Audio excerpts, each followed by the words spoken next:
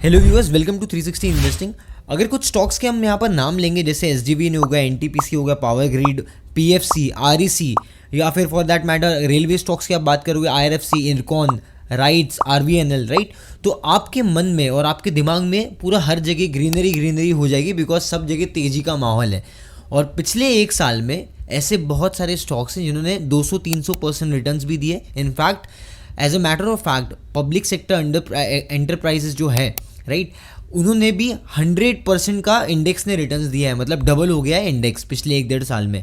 अब last time इतनी बड़ी रैली पीएसयूज में कब आई थी? अगर आपको पता है तो मुझे प्लीज़ कमेंट्स में बताइए, ठीक है। तो आगे बढ़ते हैं। तो मेन जो हमारा आज का एजेंडा है इस वीडियो का, दैट इज़ टू अंडरस्टैंड कि क्या वैल्यूएशंस दिख रहा है हमें यहाँ पर पब्लिक सेक्टर एंटरप्राइज में, क्या ये यूफोरिया है, क्या आने वाले टाइम में एक बड़ा फॉल एक्सपेक्ट कर रहे हैं। बिकॉज मोमेंटम तो प्राइस में हमें देखने मिला है, लेकिन शायद कुछ कुछ जगह पे उतना बिजनेस में हमें मोमेंटम नहीं देखने मिला।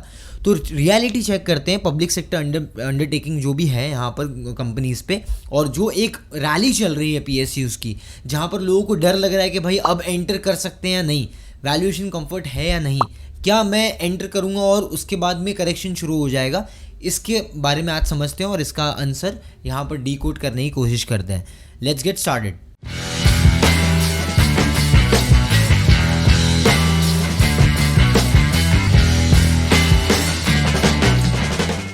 सो guys, just to start this video with some fact and figures. जैसे पब्लिक सेक्टर एंटरप्राइज जो होती है कंपनीज, बहुत सारी कंपनीज, जिसमें LIC is an example, Coal India हो गया, एनटीपीसी हो गया, राइट, आईओसी हो गया, आरईसी, राइट। तो इसमें बहुत सारी कंपनीज आती है। ये टोटल कंपनी का मार्केट कैपिटलाइजेशन अगर आप देखोगे that is close to 37,48,000 crore.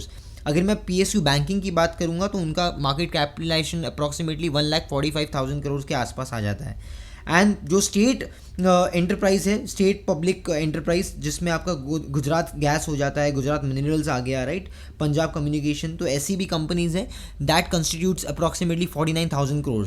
तो ऐसे ही कंपनी का मार्केट कैपिटलाइजेशन है। बहुत सारे पब्लिक कंपनी और स्टेट कंपनीज हैं हमारे यहाँ पर जो गवर्नमेंट का, जिसमें मैक्सिमम स्टेक्स है।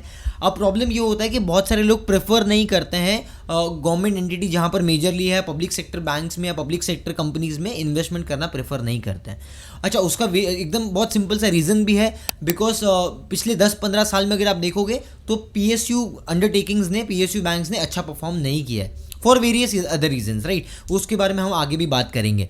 लेकिन क्योंकि परफॉर्मेंस नहीं है, इसके लिए लोग प्रेफर नहीं करते हैं। उसके काफ़ी अलग अलग रीजंस है। जैसे पीएसयू बैंकिंग में या पीएसयू जो अंडरटेकिंग्स है उसमें प्रोज भी है, कॉन्स भी है कि क्यों लोग इन्वेस्ट करना चाहते हैं और क्यों नहीं भी करना चाहते हैं। तो अगर हम पॉजिटिव्स की बात करेंगे तो पहले तो ये होता है कि कुछ लोग डिविडेंड पर्सपेक्टिव से बाय करते हैं, बिकॉज जितनी भी कंपनीज आप पीएसयूज की ले लोगे, वहाँ पर पब्लिक स्टेक एंटरप्राइज जहाँ पर है वहाँ पर आपको अच्छे डिविडेंड यील्ड्स देखने मिलेंगे।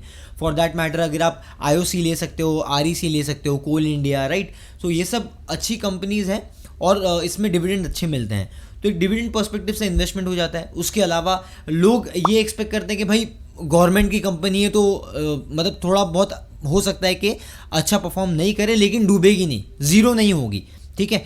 एक तीसरी चीज़ ये भी होती है कि भाई गवर्नमेंट मोनोपोली क्रिएट कर सकती है, रेगुलेट कर सकती है, जैसे कि लाइसेंस बेस्ड हो गया मोनोपोली।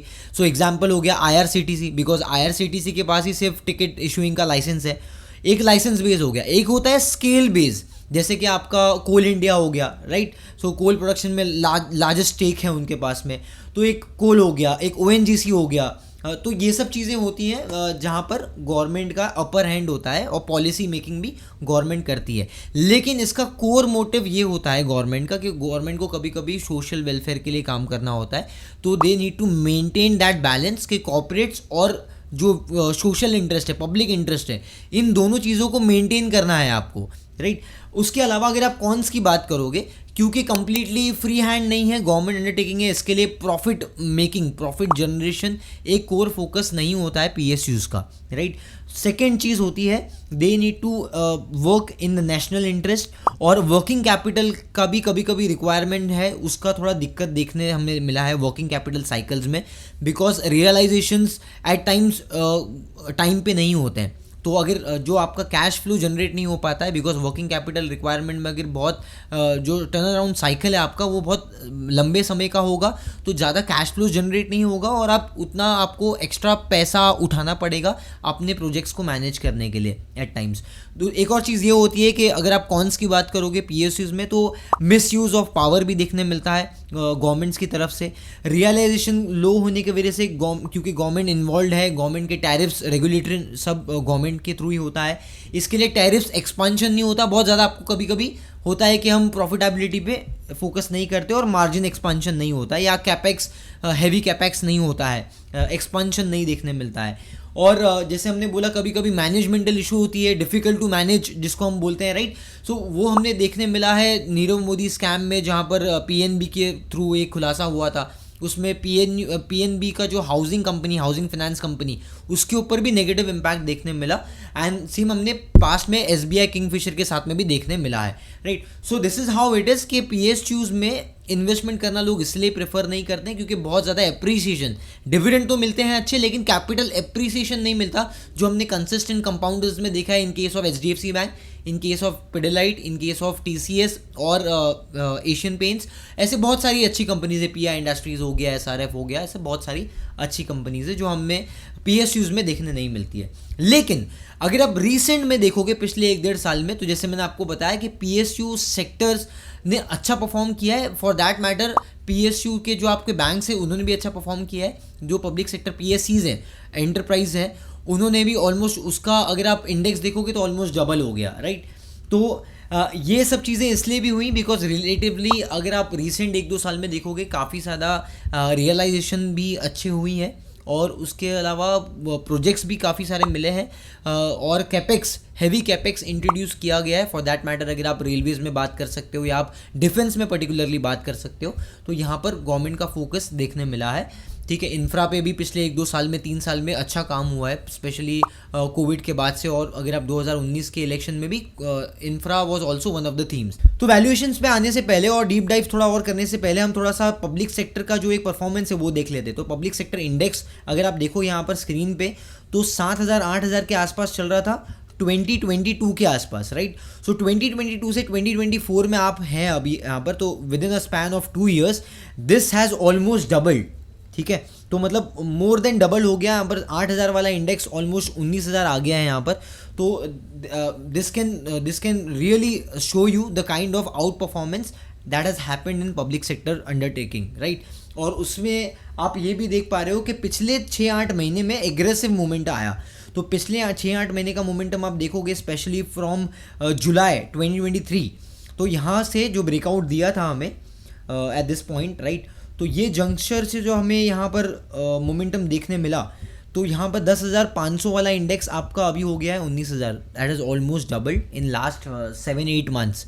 तो ये भी बहुत एग्रेसिव मोमेंटम आया है। इतना मोमेंटम यूजुअली आप देखते हो कि पब्लिक सेक्टर्स में नॉर्मली आता नहीं है, लेकिन उसके कुछ रीजन भी हमने देखे हैं जो मैंने आपको अभी बताया। अब वो फाइनेंशियल में हाईलाइट होता है कि नहीं, ये भी हम थोड़ा सा एग्जाम्पल ले लेंगे, but this has been the story so far. तो अगर कुछ कंपनीज़ का मैं अगर नाम लूँ जिनका मोमेंटम तो बहुत स्ट्रॉन्ग आया है, लेकिन उतना उनके परफॉर्मेंस में देखने नहीं मिला है। गाइज अगर आप मुझे पहली बार सुन रहे हो, हमारे चैनल पे फर्स्ट टाइम विजिट किया है, तो मेरा नाम अजीम है, I am a research analyst. हमारा एक 360 रिसर्च का एक व्यू होता है जहाँ पर हम various topics, case studies and strategies, data analytics आपके साथ में शेयर करते हैं। तो अगर आप मार्केट को लेके डिफरेंट स्ट्रैटेजीज सीखना चाहते हो फ्री में, तो आप इस चैनल को सब्सक्राइब कर सकते हो and also hit the bell notification. So कुछ स्टॉक्स का एग्जाम्पल भी ले लेते हैं, जैसे कि REC हो गया, राइट। तो अगर हम REC की बात करते हैं तो यहाँ पर आप क्लियरली देख पाओगे REC का 297% का एक साल में रिटर्न्स हुआ है, जबकि आपका trailing 12 month profitability growth is only 26%। 3 साल में 68% का आपका स्टॉक प्राइस मोमेंटम देखने मिला है। CAGR is 68% in last 3 years and your profitability has gone up by only 31%, जबकि आपका टॉप लाइन सिर्फ 10% से ग्रो हुआ है। ये चीज़ आपको दूसरे स्टॉक्स में भी देखने मिलेगी, जैसे कि अब इस एग्जांपल लेते हैं NTPC का, राइट। तो NTPC में if will see the performance, overall performance कैसा रहा है, तो यहाँ पर भी आप देख पाओगे 102% का एक साल में मोमेंटम, 50% का 3 साल में CAGR returns and profitability has only grown by 19%। आपका top line is grown by 17%, right. इसको और कुछ स्टॉक्स में हम बात करें, अगर और कोई दूसरे स्टॉक्स में बात करें तो आपका कोल इंडिया हम ले लेते हैं, ठीक है।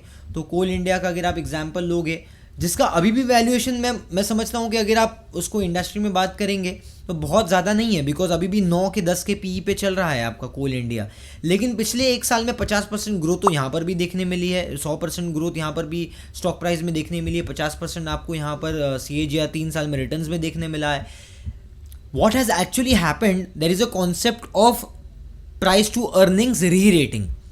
तो जब कोई भी स्टॉक कोई भी पर्टिकुलर स्टॉक या सेक्टर बहुत ज़्यादा अंडर वैल्यूड होगा और सडनली कोई पॉजिटिविटी उसमें आ गई वो सेक्टर में, तो सेक्टर री रेट होता है पहले और मीन के आसपास जाता है, अपने मीडियन के आसपास जाता है, जो हमने पिछले स्टॉक के एनालिसिस में भी हमने ऑलरेडी ये चीज़ डिस्कस की है। और जब मैंने हॉस्पिटल चेन के ऊपर एक सेक्टर एनालिसिस किया था, मैंने वहाँ पर भी ये चीज़ बताई थी। तो जैसे अभी हमने यहाँ पर एग्जाम्पल्स लिया कुछ स्टॉक्स के, राइट।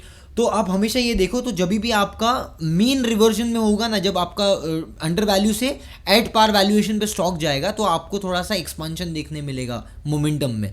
और उसके बाद में अगर आप कंटिन्यूसली अगर कंपनीज और अच्छा कर रही है, डिलीवर कर रही है अच्छे रिजल्ट्स, तो फिर आपको टू अ सर्टेन एक्सटेंट इसमें पी एक्सपांशन भी करने मिलेगा। तो जो एक पी अंडर वैल्यूएशन से लेके पी एक्सपांशन तक का जो फेज होता है ना, ये पूरा फेज आपको एक मोमेंटम देता है, एक अच्छा बड़ा मोमेंटम देता है, जो हमें यहाँ पर PSUs के साथ में देखने मिल रहा है, ठीक है। उसके अलावा same applies to your RVNL भी एक स्टॉक है जो हमने एनालाइज पास्ट में भी किया है। Just to give you a suggestion, एक बहुत ही इंपॉर्टेंट चीज़ मैं आपके साथ में बताना चाहता हूँ, हमारे चैनल पे हमने रेलवेज़ के ऊपर एक फुल फ्लेज वीडियो बनाई है। बहुत सारे लोगों का अच्छे कमेंट्स भी है, लोगों ने पसंद भी किया है, काफ़ी सारे मेरे क्लाइंट्स के और मेरे फ्रेंड्स के मुझे मैसेजेस भी आए।